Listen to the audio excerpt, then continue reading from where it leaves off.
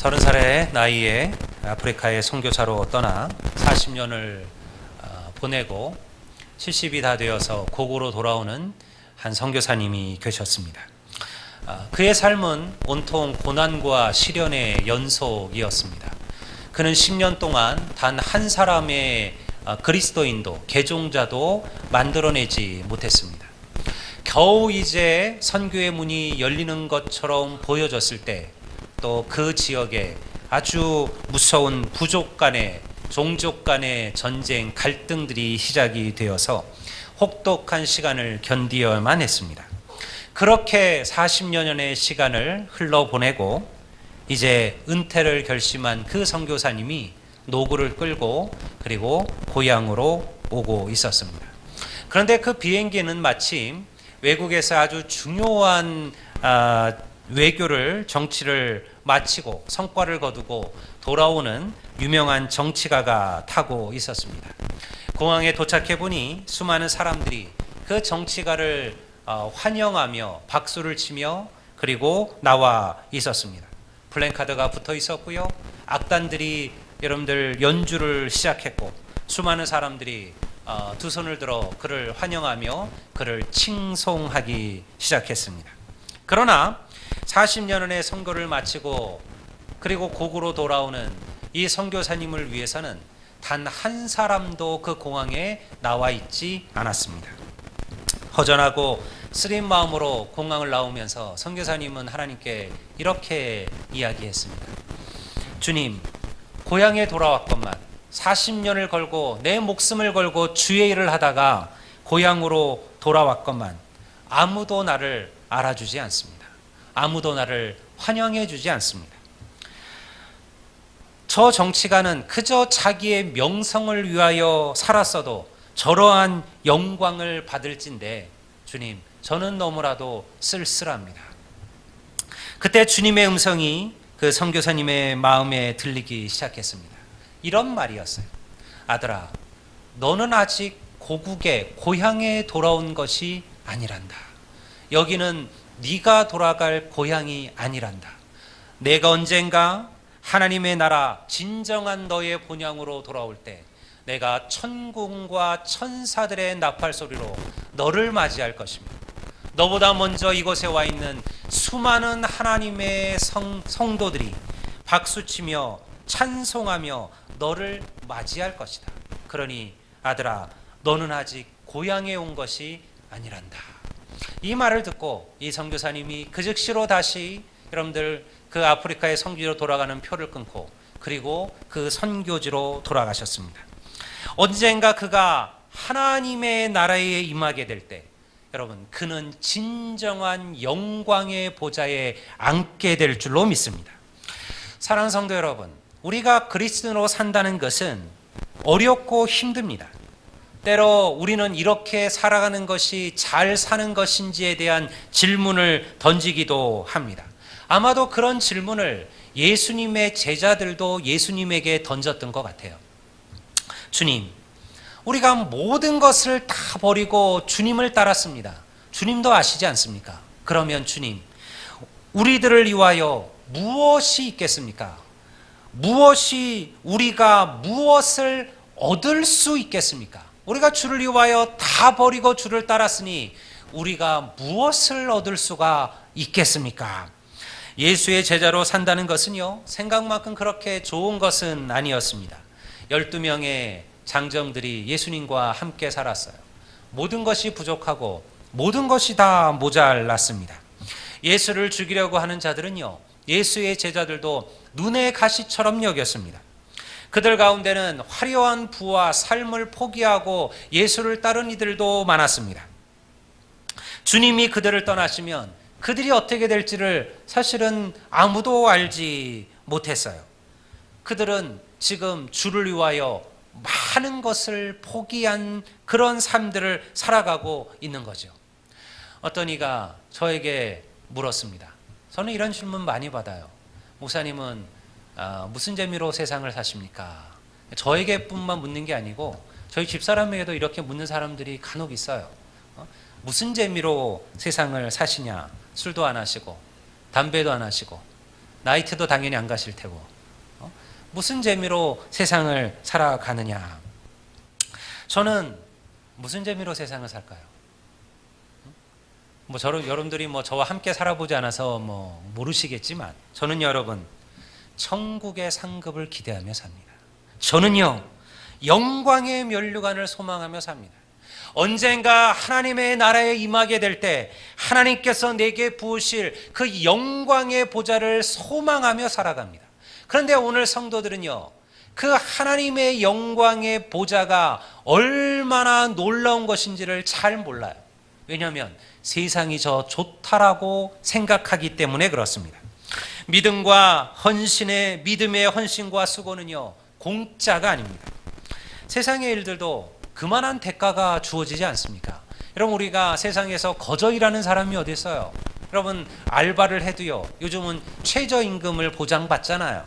세상에 거저 하는 것이 없듯이 모든 일에는 그 수고의 대가가 주어지듯이, 하물며 하나님의 일이 거저일 리가 있겠습니까? 저는 오늘 본문을 읽을 때마다 가슴이 뜁니다. 그리고 황송하게 생각합니다. 우리가 주를 위하여 뭘 그리 대단한 일을 했다고 하나님께서는 이러한 영광을 우리에게 주시겠다라고 말씀하고 계실까요? 여러분, 28절에 뭐라고 이야기하고 있습니까? 내가 진실로 너희에게 이르노니 세상이 새롭게 되어 인자가 자기의 영광의 보좌에 앉을 때 나를 따르는 너희들도 12 보좌에 앉아 이스라엘 12지파를 심판하리라. 이것이 여러분, 하나님을 따르는 자들에게 주어질 하나님의 상급이에요. 보좌는 왕이 앉는 자리입니다. 심판한다는 것은요, 왕이 행하는 일이에요. 다시 말해서 만유의 주이신 왕이신 주님께서 주님의 나라에 임하시는 그날, 우리가 무엇이 된다는 거예요? 왕이 된다는 거예요. 하나님께서 왕된 권세를 하나님의 백성들에게 부으신다는 것입니다. 그래서 바울이 뭐라고 얘기했습니까? 너희는 왕 같은 족속이요, 너희는 왕 같은 족속이다. 그리고 거룩한 나라라. 이렇게 선언한 거예요. 그런데 여러분, 제가 오늘 이 본문을 보면서 무슨 생각을 했을까요? 저는요, 한국의 교회를 보았습니다. 한국의 성도들을 보았습니다. 오늘 교회가, 성도들이 이 땅에서 영광의 보좌를 꿈꾸고 있어요. 모든 것을 버리고 하나님을 주를 위하여 희생하고 섬기고 살아가야 될 교회들이요, 이 땅에서 권세를 꿈꾸며 이 땅에서 영광 받기를 추구하고 있다는 거예요. 여러분, 그 영광과 그 권세는 오늘 이 땅에서 우리에게 주어지는 것이 아니에요. 주님께서 영광 가운데 새롭게 오시는 그날, 하나님의 나라죠. 그날에 우리에게 주어질 것들이에요. 교회는 이 세상에서 보좌에 앉는 곳이 아닙니다. 우리는, 성도는 이 세상에서 심판의 권세를 얻은 자들이 아니에요. 교회와 성도들에게 주어지는 영광과 권세는요, 오늘 주의 말씀처럼 주를 위하여 모든 것을 버리고 그리고 주를 따른 이들에게 주어지는, 장차 우리에게 주어질 하나님 나라의 권세와 보좌들이에요. 그런데 오늘날 우리가, 교회가 혹은 성도들이 착각하고 있는 겁니다. 우리가 예수님을 믿으면 이 세상에서 그저 잘되고 높이 올라가고 그리고 복받고 돈 벌고 건강하고, 여러분, 그것이 믿음의 전부가 아니라는 거예요. 목사나 또 장로님이나 중직이라는 직분이 섬기고 희생하고 낮아지기 위한 직분이 아니라, 여러분, 그것을 명령하고 대접받고 그리고 영광을 받는 직분이라고 생각하는 이들이 있다라는 거죠. 사랑하는 여러분, 하나님이 주신 직분을 사모하시기를 주의 이름으로 축원합니다. 여러분들, 우리 남 성도들은, 그리고 우리 청년들은요, 기도하셔야 돼요. 하나님, 내가 정말 하나님 앞에 좋은 장로님이 되기를. 여러분, 우리 여성도들은요, 정말 하나님 앞에 좋은 권사들이 되기를 기도하십시오. 사모하셔야 됩니다. 그러나 여러분, 우리가 명령받고 우리가 명령하고 대접받기 위해서 사모하는 것이 아니라, 내가 주를 위하여 더 큰 헌신과 더 큰 섬김과 더 큰 겸손으로 사랑하고 희생하는 그런 하나님의 일꾼들이 되기를 위하여 우리가 기도하고 그리고 사모하시기를 주의 이름으로 축원합니다. 그런 교회가 하나님의 부흥을 보는 교회예요. 제가 예전에 한 교회, 서울에 한 큰 교회 목사님의 설교하는 영상을 본 적이 있었습니다. 그분은요, 자기 교회를 이야기하면서 이렇게 말씀하셨어요. 우리 교회는 기업가들과 판검사들이 많은 수준 높은 교회입니다. 우리 교회는 국회의원들도 많습니다. 그래서 우리 교회가 마음 먹으면 못할 일이 없습니다. 하나님의 나라는 세상에 이러한 영향력을 끼쳐야만 합니다. 그게 그분께서 하신 한 이야기였어요. 물론 그 말씀도 맞습니다. 오늘날 교회는 세상의 영향력을 상실했죠. 사람들은 더 이상 교회가 세상을 변화시키고 바꿀 것이라고 믿지 않습니다.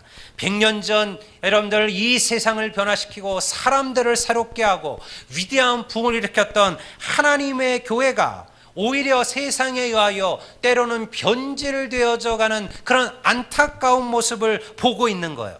근데 왜 그렇게 되었을까요? 교회 판검사들이 없어서입니까? 교회 기업가들이 없어서인가요? 교회 국회의원들이 부족해서 그렇습니까? 아니에요. 교회는 판검사들이 넘칩니다. 교회는요, 국회의원들이 넘칩니다. 우리는 이미 두 분의 장로 대통령도 모셨던 그런 나라입니다. 하지만 왜 그렇게 되었을까요?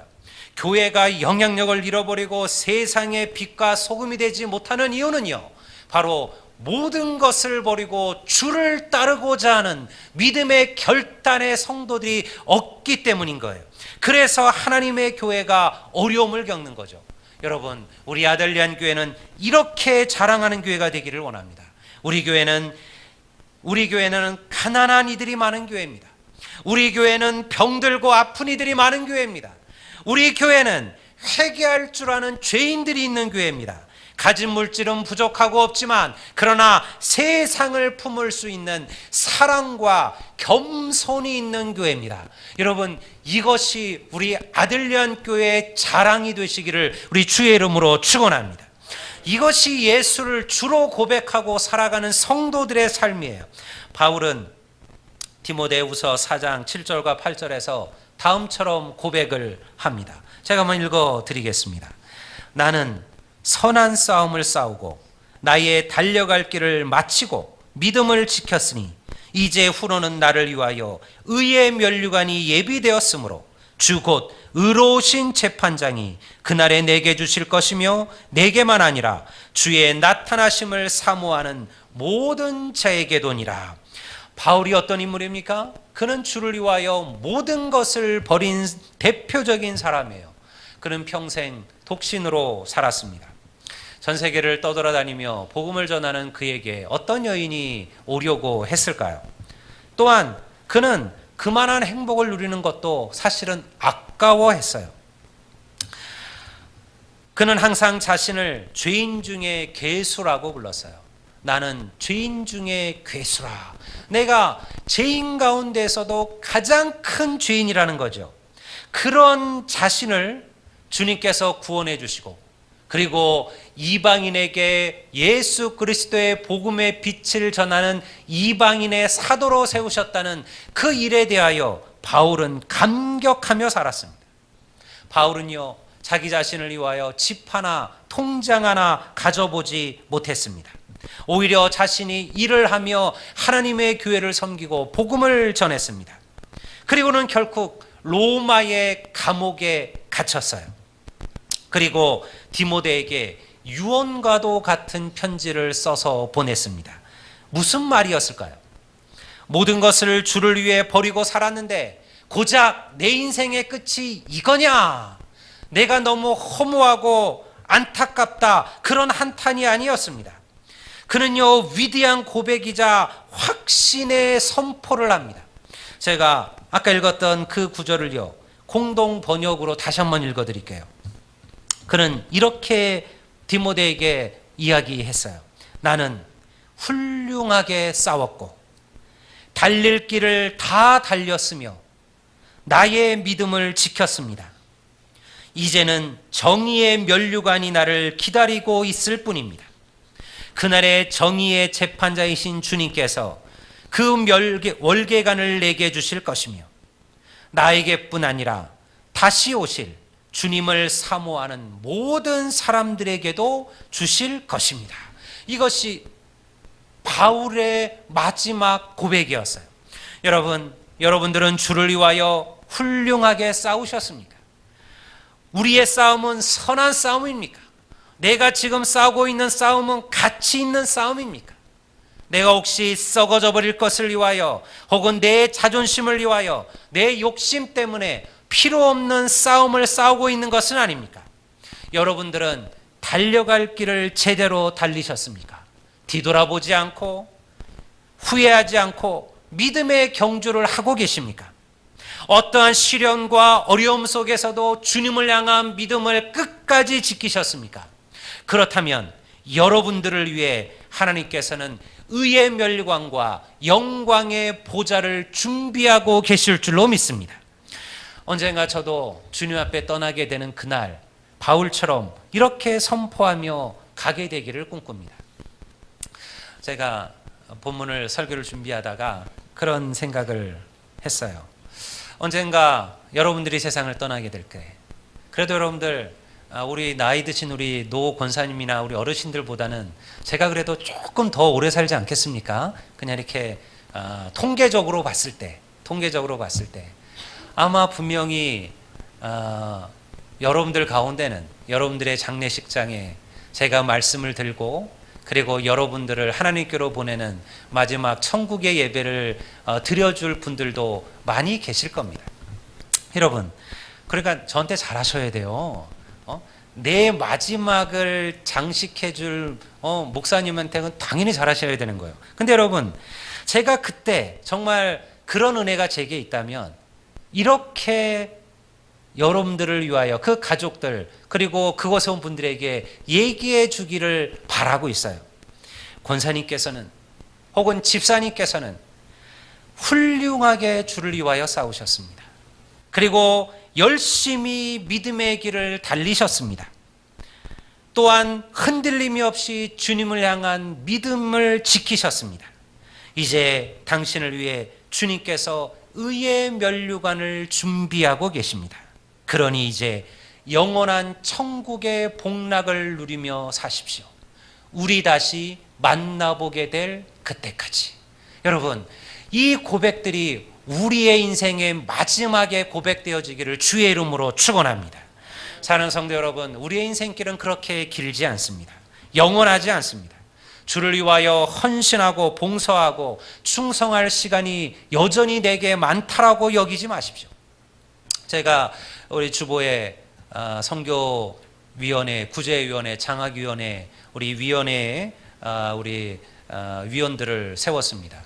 일단은 모든 안수 집사님, 권사님들은 무조건 본인이 신청한 곳이 있다면 거기다 넣었지만 그렇지 않은 분들은 일단 무작위로 배정을 했습니다.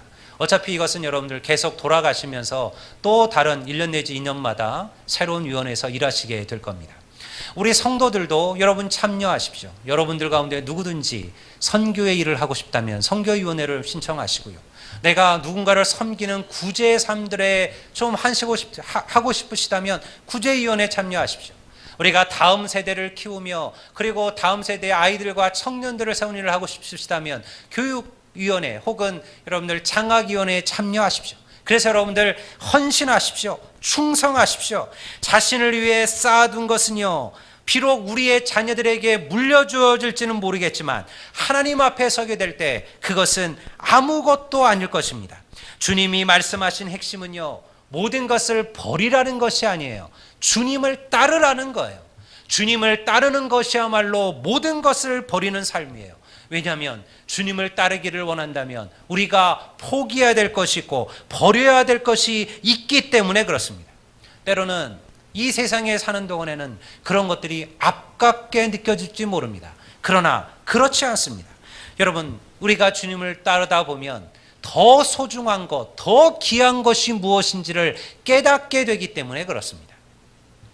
제가 교회를 건축할 때 서울에 있는 한 성도님께서 200만 원이라는 헌금을 교회 통장, 건축 통장으로 보내셨습니다. 보통 건축을 위하여 헌금을 보내시는 분들은 그래도 어느 정도 재정적인 여유가 되는 분들이 많이 계셨어요. 그리고 물론 200이라는 돈이 작은 돈은 아니지만 그러나 또 건축 헌금으로 보내는 분들에 하면 그렇게 큰 사실은 돈도 아니었어요.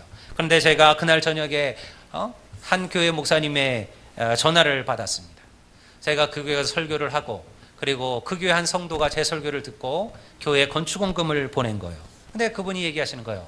권 목사, 이 200만 원이 어떤 돈인지 아느냐. 그래서 잘 모릅니다. 그랬더니 그분이 쭉 그 얘기를 해주시는 거예요. 여러분, 그분은 교회 나오신 지 고작 2년밖에 되지 않은 성도였습니다. 그는요, 나이 많은 노 집사님이셔요. 그는 평생 하나님 모르고 살았습니다. 남편은 일찍 세상을 떠났습니다. 혼자 몸으로 셋이라는 아들을 키워냈어요. 근데 여러분 아시잖아요. 저도 뭐 아들을 둘 키워보지만 얘네들이 별로 쓸데가 없어요. 이게 애들이 크고 나면 다 또 지 자식, 지 가정밖에 모르잖아요. 또 그게 또 당연한 거고요. 근데 그 세 자녀가 그렇게 효도하는 자녀는 아니었던 것 같아요. 그래서 여러분들 이분은 여전히 공고하게 사셨다는 거예요. 지금도 휴지를 주우면서 그렇게 아주 아끼고 그렇게 사시는 아주 어려운 그런 성도님이라는 거예요. 그분이 10년 만에 10년 동안 적금을 부어서 200만 원을 타셨다는 겁니다. 여러분 10년 부었는데 200만 원이면 한 달에 얼마나 한 거예요? 정말 그 휴지 판 돈 조금씩 몇백 원, 몇천 원을 모아서 10년을 모아서 200이라는 적금을 타신 거라는 거예요. 근데 그분이 그 교회 이야기를 듣고 건축 얘기를 듣고 그리고 그 헌금을 저희 교회로 보냈다라는 거예요. 여러분 제가 그 얘기를 듣고요. 도저히 그 헌금은 받을 수가 없었어요. 제가 전화를 드렸습니다. 집사님, 저희 교회가 건축 헌금 부족하지 않습니다. 엄청 부족했죠. 부족해서 난리였지만 또 그렇게 얘기하면 안 받으실 테니까 저희들 건축헌금 다 채워줬습니다. 집사님께서 그렇게 건축헌금 많이 보내실 필요가 없습니다. 너무 많이 보내셨습니다. 그래도 보내셨으니 저희들이 한 11조 되는 20만 원만 저희들이 건축헌금으로 받고 나머지는 집사님께 저희들이 다시 돌려드렸으면 합니다. 라고 했더니요. 그 집사님이 저한테 그런 얘기를 하는 거예요. 그분은 아직 자신이 집사라는 것이 무엇인지도 제대로 모르시는 분이에요. 그런데 그분이 이렇게 얘기하셨어요. 목사님, 저는 이제 살 만큼 살았습니다. 살 만큼 살았습니다. 저는 그 돈 있어도 쓸 데도 없습니다. 쓸 데도 없습니다. 그러니 저를 위해 받아주십시오. 그 돈이 청년들을 위한, 젊은이들을 위한 하나님의 집으로 지어진다면 저는 천국에서 상급을 받을 겁니다. 목사님께서 제게 그렇게 말씀해 주셨습니다. 하늘나라에 너희의 상급을 쌓으라고 했습니다. 그러니 목사님을 위해서가 아니라 저를 위해서 이걸 받아주십시오. 저는요 감동했습니다. 여러분 이 이야기가 제가 여러분들에게 적금 깨서 헌금하라는 얘기일까요? 아니에요. 그런 얘기가 아닙니다. 여러분 우리가 정말 더 중요한 것을 붙들고 살라라는 것입니다. 그는요 인생의 마지막에 더 중요한 것을 깨닫게 된 거예요. 우리가 이 땅이 아니라 하늘에 우리의 상급을 쌓을 수가 있습니다. 주님의 십자가를 붙드십시오. 끝까지 하나님의 길을 걸어가십시오. 그리고 흔들리지 마십시오. 그리고 더 중요한 싸움을 하십시오. 주님을 기뻐하시는 삶을 사십시오. 나를 구원하신 그 은혜에 감격하며 사십시오. 영원한 하나님의 나라의 보좌와 의의 면류관을 기대하고 소망하십시오. 주님이 오시는 그날까지 여러분 주를 위하여 여러분들 믿음의 길을 걸어가시고 하나님의 손을 붙잡고 그리고 흔들리지 아니하신다면 여러분 언젠가 주님께서 우리에게 말씀하시는 네가 나와 함께 영광의 보좌에 앉아 그리고 이스라엘을 심판하게 될 것이라는 여러분 그 주님의 칭찬을 그 주님의 축복을 우리 모두도 듣게 될 줄로 믿습니다. 오늘 이 말씀을 붙들고 여러분들 이 한 주간 여러분들 주님을 위하여 함께 살아가시는 선한 싸움을 싸우시는 우리 성도들이 되시기를 우리 주의 이름으로 축원드립니다. 다 같이